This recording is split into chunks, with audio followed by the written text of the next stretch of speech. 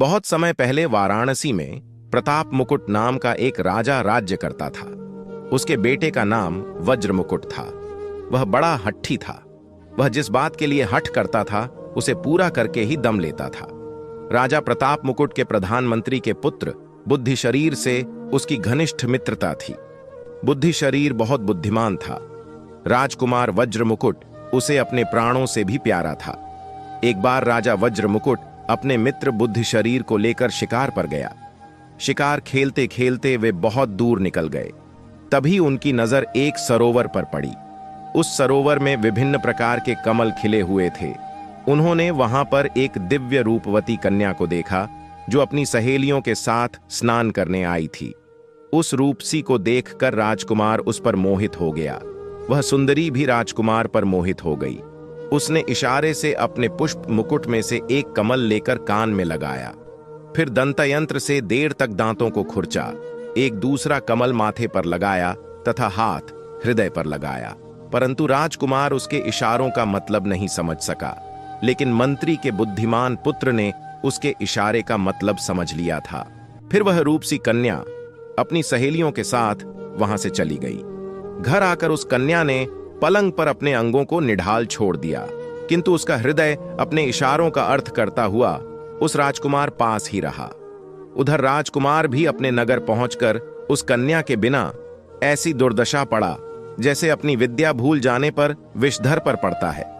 राजकुमार की ऐसी दशा देखकर मंत्री पुत्र बुद्धिशरीर ने एकांत में उससे इसका कारण पूछा। कारण जानकर उसने राजकुमार से कहा, मित्र, तुम चिंता मत करो, मैं तुम्हें उस कन्या से अवश्य मिलवाऊंगा। यह सुनकर राजकुमार वज्र मुकुट बोला, मित्र, जिसका न तो नाम गांव मालूम है और न ही कुल का कोई पता है, उससे भला तुम कैसे मिल पाओगे? बुद्धिशरीर बोला, मित्र, उसने इशारों से तुम्हें जो कुछ बतलाया, क्या तुमने उसे नहीं देखा?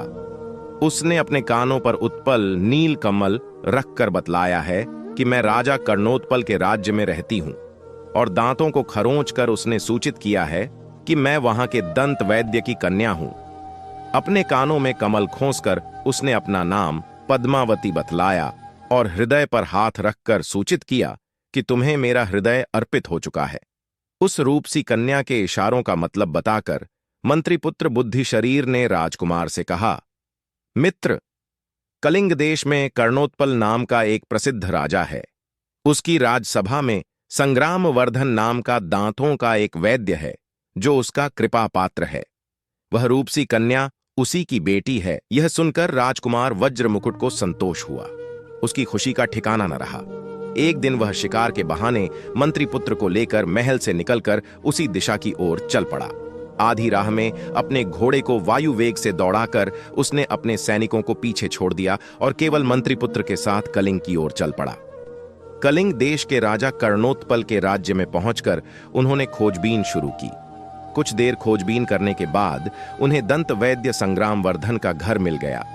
तब राजकुमार और मंत्रीपुत्र ने उसके घर के पास ही निवास करने के लिए एक वृद्धा स्त्री के घर में प्रवेश किया। मंत्रीपुत्र ने घोड़ों को दाना पानी देकर उन्हें छिपाकर बांध दिया। फिर उसने वृद्धा से पूछा, माताजी, क्या आप संग्रामवर्धन नाम के किसी दंत चिकित्सक को जानती हैं?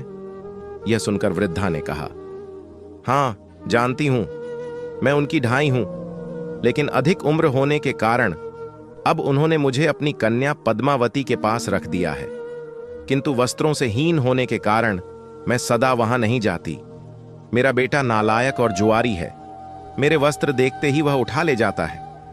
यह सुनकर दोनों बहुत प्रसन्न हुए। उन्होंने उसे धन, वस्त्र आदि देकर संतुष्ट कर दिया। तब मंत्रीपुत्र ने कहा, तुम हमारी माता के समान हो, अतः हम जो कहते हैं उसे गुप्त रूप से कर दो।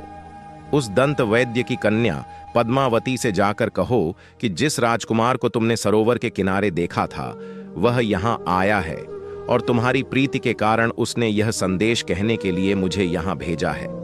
धन के लालच में आकर बुढ़िया ने कहा, ठीक है, मैं ऐसा ही करूंगी। यह कहकर वह पद्मावती के पास गई और कुछ देर बाद लौट आई तथा बोली, मैंने जब तुम लोगों के आने की बात गुप्त रूप से उससे कही तो यह सुनकर उसने मुझे बहुत बुरा भला कहा।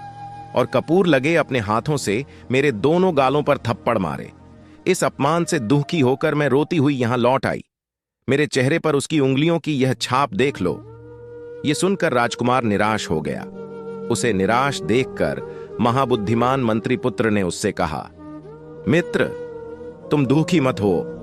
पद्मावती ने बुढ़िया को फटकार कर कपूर से उजली अपनी 10 उंगलियों से उसके गालों पर मारकर अपने रहस्य को गुप्त रखते हुए कहा है कि इस शुक्ल पक्ष की 10 चांदनी रातों तक प्रतीक्षा करो। ये रातें मिलन के लिए उपयुक्त नहीं हैं। 10 दिन बीत जाने पर मंत्रीपुत्र ने बुढ़िया को फिर पद्मावती के पास भेजा। बुढ़िया पद्मावती के घर गई। वहां से लौटकर उसने कहा, जब मैं उसके पास गई तो चुपचाप उसके सामने खड़ी हो गई।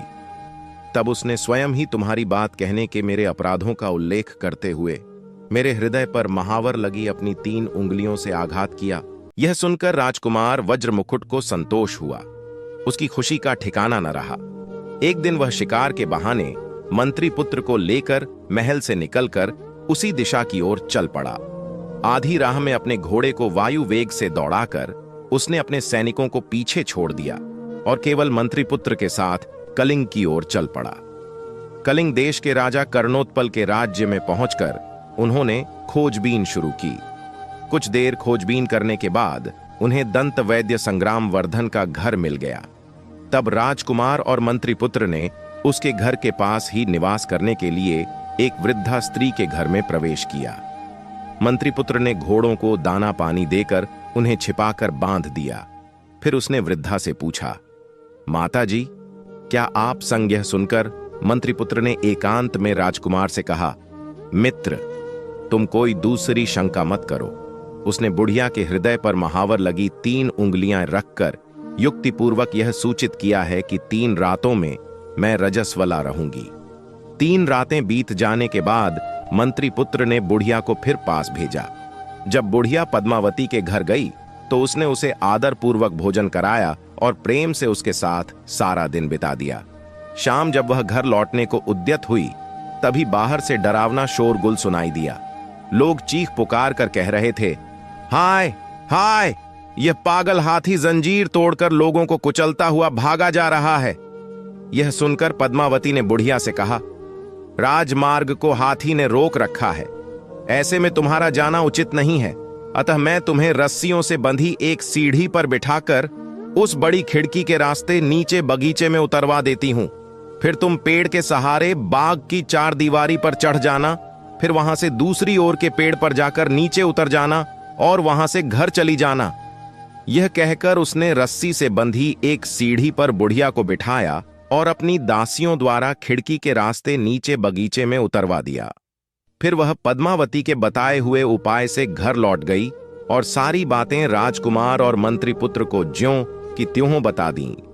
सारी बातें सुनने के बाद मंत्रीपुत्र ने राजकुमार से कहा, मित्र, तुम्हारा मनोरथ पूरा हुआ।